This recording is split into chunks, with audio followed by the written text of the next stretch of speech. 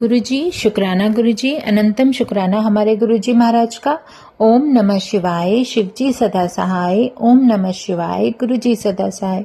शुक्राना अनंतम शुक्राना। चतुर्थ कोटि शतरुद्र संहिता का अब 39 मतलब 39वां अध्याय है, जिसमें शिवरात्रि व्रत के उद्यापन के बारे में बताया गया है। इससे पहले हमने शिवरात्रि व्रत के बारे में पढ़ा था। अब जो रीडिंग चल रही है उसके अनुसार अब शिवरात्रि व्रत का उद्यापन बताया गया है। ऋषि बोले, अब शिवरात्रि व्रत की उद्यापन विधि वर्णन कीजिए, जिससे शिवजी निश्चय ही प्रसन्न होते हैं। सूत जी बोलते हैं, हे ऋषियों, शुभ शिवरात्रि का व्रत 14 वर्ष तक करना चाहिए। त्रयोदशी के दिन एक बार भोजन करें और चतुर्दशी को उपवास करें। शिवरात्रि को शिव मंदिर में जाकर सविधि पूजन करें। लिंगतो भद्र मंडल और सर्वतो भद्र चक्र का सविधि निर्माण करें। फिर प्रजापत्य नाम से वस्त्र, फल और दक्षिणा युक्त शुभ घंटों को स्थापित करें। व्रती एक पल या आधे पल भर जैसी सामर्थ्य हो, पार्वती सहित शंकर की सुवर्ण की मूर्ति बना बाईं ओर पार्वती का प्रतिमा सहित शंकर की मूर्ति स्थापित करे और फिर ऋत्वजों सहित आचार्य का वर्ण कर उनकी आज्ञा से शिव की पूजा करे। और जैसा इसके पूर्वक अध्याय में प्रहरों के पूजन का विधान कहा है, वैसा ही पूजन और उत्सव आदि करें। यथाशक्ति प्रजापत्य व्रत का विधान कर प्रेम पूर्वक ब्राह्मणों को भोजन कराकर भक्ति सहित दान दें। फिर महाप्रभु सदाशिव देव की प्रीति सहित हाथ जोड़कर सिर झुकाकर गदगद वाणी से इस प्रकार प्रार्थना करें, हे देवों के देव, हे महादेव, हे शरणागत वत्सल, हे देवेश, इस व्रत से मुझ पर कृपा करो। हे शिव, मैंने भक्ति का अनुसरण करके यह आपका व्रत किया है। हे शंकर, थोड़ा सा भी यह व्रत आपकी प्रसन्नता से संपूर्णता को प्राप्त हो।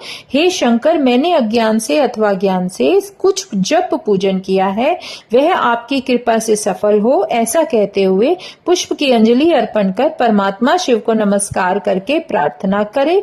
फिर जो इस प्रकार का व्रत उद्यापन करता है उसके सब मनोरथ पूर्ण होते हैं, इसमें कुछ भी संदेह नहीं है।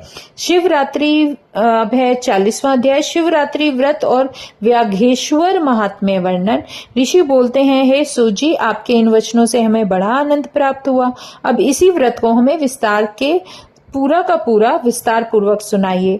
और हे सूजी, क्या इस व्रत को यहाँ पहले भी किसी ने किया है? यदि किसी ने अज्ञानता से भी किया हो तो उसका श्रेष्ठ फल क्या होता है, यह भी कहो। सूजी बोले, हे समस्त ऋषियों, इस पर मैं आप लोगों से एक निषाद के इतिहास को वर्णन करता हूँ, जो सब प्रकार के पापों का नाश करने वाला है। पूर्व समय वन में गुरुद्रह नाम का एक पापी निषाद रहता था, जो नित्य वन में जाकर मृगों और पशुओं को मारता था और चोरी आदि दुष्कर्मों को किया करता था। बालकपन से लेकर कुछ भी शुभ कर्म नहीं किया था। जब इस प्रकार उस दुष्ट आत्मा को वन में रहते हुए बहुत दिन हो गए और कोई भी शुभ कर्म न बन पड़ा, तो एक दिन शिवरात्रि का समय प्राप्त होने पर अपनी गर्भिणी स्त्री, मतलब जो उसकी वाइफ थी, वो प्रेग्नेंट थी, ऐसे और अपने परिवार के लिए आहार की खोज में वन में घुसा, परंतु पूरे दिन दौड़ धूप करने के बाद भी कोई शिकार उसके हाथ नहीं आया। वह सोचने लगा कि आज तो बड़ा ही संकट आ गया, क्योंकि गर्भिणी स्त्री को तो अवश्य कुछ न कुछ आहार देना चाहिए। ऐसा विचार कर सरोवर के पास धैर्य से जा बैठा कि यहाँ कोई न कोई ऐसा जीव जल पीने अवश्य आएगा और उसे मैं मारकर अपनी भूख शांत करूंगा। ऐसा सोचकर वह भील सरोवर में जल पीकर वहां स्थित एक बेल के वृक्ष पर चढ़कर बैठ गया। रात्रि के प्रथम पहर में हिरनी प्यास से व्याकुल हो वहां जल पीने आई। भील ने उसे देखकर प्रसन्न होकर धनुष पर बाण चढ़ाया। उसके इतना करते ही बेल के वृक्ष से जो जल और बेल पत्र थे वो सारे शिवजी के ज्योतिर्लिंग पर गिर गए, तो शिवजी की पूजा हो गई। फिर तो उसके प्रताप से उसके सब पाप नष्ट हो गए। तब धनुष शब्द को सुन हिरनी ने भील की ओर देखा और उसके प्राण व्याकुल हो गए। उसने व्याघ्र से कहा, हे व्याघ्र, क्या करना चाहते हो? तुम मेरे समक्ष सत्य सत्य कहो। मृग की ऐसी बात सुनकर भील कहने लगा, आज मेरा पूरा का पूरा कुटुंब मतलब परिवार भूखा है। तुम्हें मारकर मैं अपने कुटुंबियों की भूख शांत करूंगा। तब ऐसा कठिन दुष्ट को देख हिरनी सोचने लगी कि हाय, मैं क्या करूं, कहां जाऊं। ऐसा विचार कर उसने मन में उपाय रचकर बोली कि हे व्याघ्र, यदि तू मेरे शरीर के मांस से ही सुखी है तो मेरे लिए इससे बढ़कर पुण्य और क्या हो सकता है। मैं निसंदेह धन्य हूं। उपकार से बढ़कर इस लोक में कोई दूसरा पुण्य नहीं है। परंतु एक बात है, मैं अपने सब बालकों को अपनी बहन के स्वामी को सौंप आऊं, तुम तब मुझे मार लेना। सत्य से ही पृथ्वी स्थिर है, सत्य से ही समुद्र तथा सत्य से ही जल की धारा है। इस प्रकार सत्य से सब कुछ स्थित है। परंतु मृगी के ऐसा कहने पर भी वह व्याघ्र न माना, तो विस्मित हो हिरनी ने अनेक शास्त्रोक्त वचन कह उसे अपना विश्वास दिलाया और यह कहा कि यदि मैं लौट कर ना आऊं तो नरक में पड़ूं। तब भील को विश्वास हुआ और उसने हिरनी को जाने दिया। हिरनी जल पीकर अपने स्थान को गई। तब तक पहला प्रहर, जो समय के अनुसार पहला प्रहर था, वो पूरा हो जाता है और व्याघ्र का जो वहां पर बैठा था उसकी निद्रा में ही बीत गया। मतलब वो सोया नहीं, बिना निद्रा के उसने वो पूरा समय काट लिया। तब उस मृग की बहन दूसरी हिरनी उत्कंठित हो उसकी खोज करती हुई जल पीने आ गई।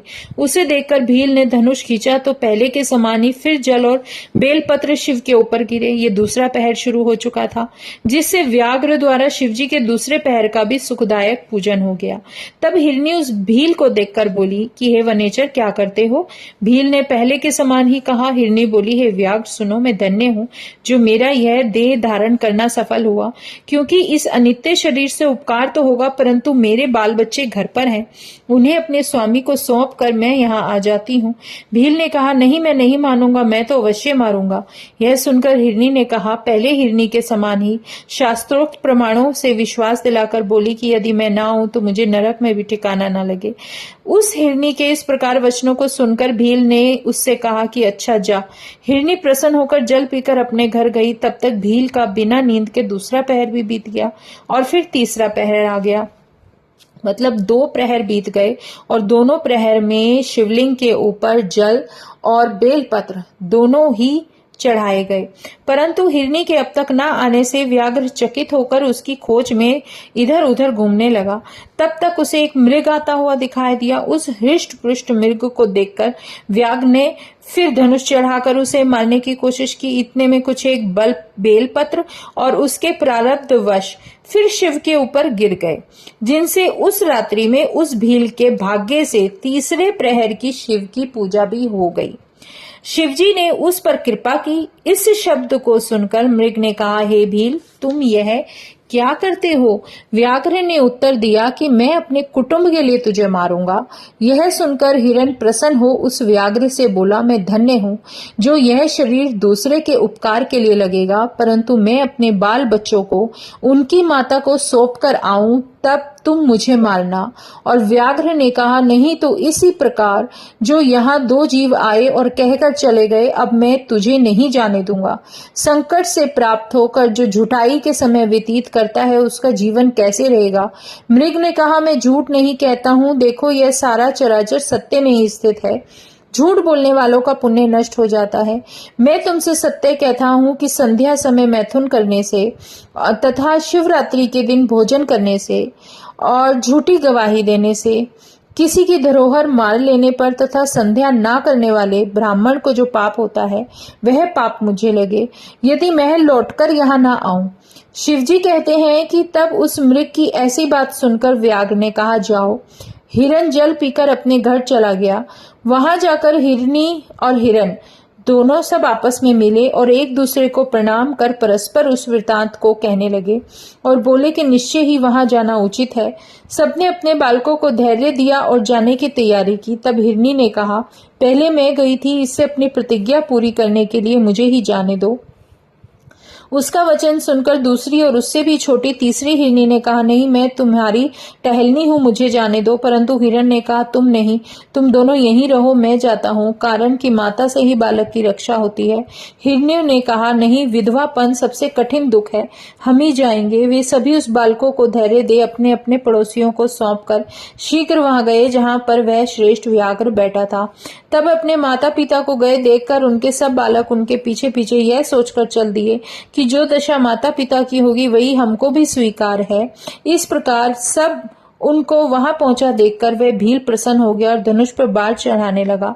तब वह शिवजी के ऊपर जल तथा बेलपत्र फिर से गिर गए, जिससे शिवजी के चौथे प्रहर की भी पूजा हो गई और जिसके पुण्य से उसका सब पाप भस्म हो गया। तब तक मृग और मृगी व्याघ्र से बाण चलाने को कहने लगे, परंतु शिवजी की माया भील को ज्ञान हो गया। उसने कहा, ये मृग और मृगी धन्य है जो परोपकार के लिए इस प्रकार अपने शरीर को होम करना चाहते हैं।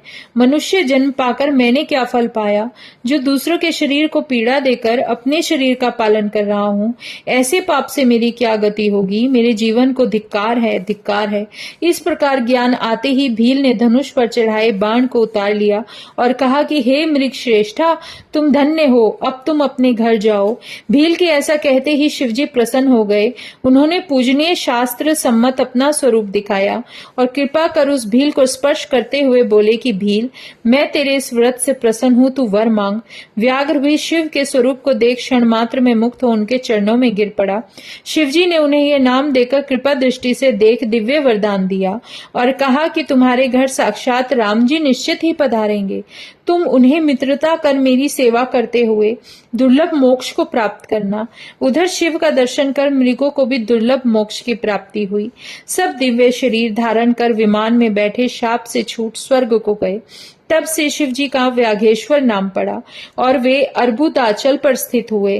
वह भील भी रामचंद्र का दर्शन कर सायुज्य मुक्ति को प्राप्त हुआ। इस प्रकार संसार में अनेकों व्रत, अनेकों तीर्थ और अनेकों प्रकार के दान और यज्ञ हैं, परंतु शिवरात्रि का व्रत सबसे श्रेष्ठ है। यह शुभ व्रतों का राजा है। अपनी हित चाहने वाले को भी यह व्रत अवश्य करना चाहिए। अब है 41वां मुक्ति विवेचन। 41वां अध्याय मुक्ति विवेचन। ऋषि बोलते हैं, हे सूत जी, यह जो आपने मुक्ति कही है इसमें क्या है और वहां कैसी अवस्था रहती है, कृपा कर हमें बताओ। सूत जी कहने लगे, ऋषियों, मुक्ति 4 प्रकार की होती है, सारूप्य, सालोक्य, सानिध्य और सायुज्य। वे चारों मुक्ति शिवजी के कठिन व्रत से प्राप्त होती है, क्योंकि मुक्ति के देने वाले केवल शिवजी ही हैं और ब्रह्मा, विष्णु आदि देवता तो धर्म, अर्थ और काम इस प्रकार से त्रिवर्ग दाता ही हैं। परंतु महादेव जी तो ज्ञान स्वरूप, अविनाशी, साक्षी, ज्ञान गम्य, अद्वैत, तो केवल मुक्ति देने वाले तथा त्रिवर्ग धर्म आदि के दाता हैं। 5वीं कैवल्य मुक्ति भी होती है, परंतु वह बड़ी दुष्प्राप्य है, कारण कि संसार में ज्ञान कठिन है। शिवजी ज्ञान स्वरूप हैं, उनको कोई यथार्थ रूप से जान नहीं पाता। ब्रह्मा, विष्णु, कुमार, नारद कोई भी उन्हें ना जान सके। व्यास पुत्र शुकदेव, अन्य मुनीश्वर तथा उनसे भी पहले के कोई देवता और वेद शास्त्र भी उन्हें नहीं जान सके, क्योंकि वे सत्य, ज्ञान, अनंत, सत्य, चित्त, आनंद स्वरूप, निर्गुण, निरूपाधि, अव्यय, शुद्ध और निरंजन है। परंतु संसार में भक्ति बड़ी सहज है। शिव की भक्ति ज्ञान की माता तथा नित्य भुक्ति मुक्तिदायक और प्रसाद सुलभ है। उसमें सत्य और प्रेम का अंकुर विद्यमान है। हे द्विजों, वह भी सगुण और निर्गुण 2 प्रकार की है। वही वैद्य और स्वाभाविकी है, वही श्रेष्ठ और अधिक है। नैष्ठिकी और अनैष्ठिकी है। उसमें नैष्ठिकी के 6 भेद हैं और अनैष्ठिकी का 1 है। और फिर यही दोनों श्रवण आदि भेद से 9 अंग वाले कहे गए हैं, परंतु बिना शिव जी के प्रसाद के बहुत कठिन है। जो भक्ति और ज्ञान को समान जानकर उसे धारण करता है वह नित्य सुखी होता है। इन दोनों में भेद मानना उचित नहीं है। भक्ति विरोधी को विज्ञान नहीं प्राप्त होता, परंतु जो शंभु की भक्ति करता है उसे शीघ्र ही ज्ञान का उदय हो जाता है। अतएव महेश्वर की भक्ति अवश्य करें, उसी से सब कुछ सिद्ध होगा, इसमें संदेह नहीं है। हे ऋषियों, आपने जो पूछा उसका मैंने उत्तर दिया, जिसे सुनकर मनुष्य सब पापों से मुक्त हो जाता है। जय गुरु जी, शुक्राना गुरु जी, अनंतम शुक्राना हमारे गुरु जी महाराज का। ओम नमः शिवाय, शिव जी सदा सहाय। ओम नमः शिवाय, गुरु जी सदा सहाय। चतुर्थ कोटि शतरुद्र संहिता के 41 अध्याय पूरे हो चुके हैं। जय गुरु जी, शुक्राना गुरु जी।